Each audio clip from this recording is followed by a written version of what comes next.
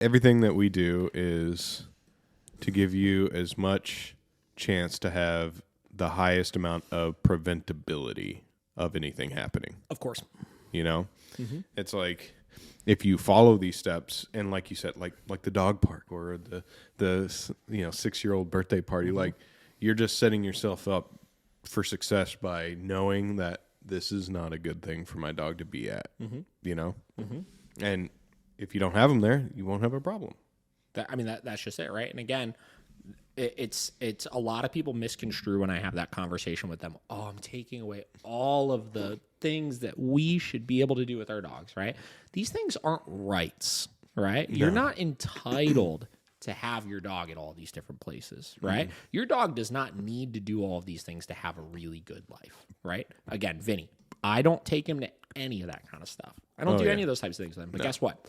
I got a whole slew of things that I can do with him that fulfill him way more than that, that most owners out there could never dream of being able to do with their dogs. Oh, yeah, for sure. You know what I mean? And if you could shift your mentality from these things are what provide my dog and myself happiness to these things are really what fulfill their needs and help them feel, important and safe and comfortable and enriched and fulfilled and all that kind of stuff, then you could be successful with those kinds of things. Yeah. But you got to have that conversation with yourself when you're working with this kind of stuff as far as, can you accept that? Yeah. I keep thinking about it, and it's going to sound really terrible, but it's like, at the end of the day, when you're thinking about, oh, should I bring my dog to this? I should be able to do this. Like, are you thinking about that in the interest of your dog, or are you just being selfish for yourself? Sure.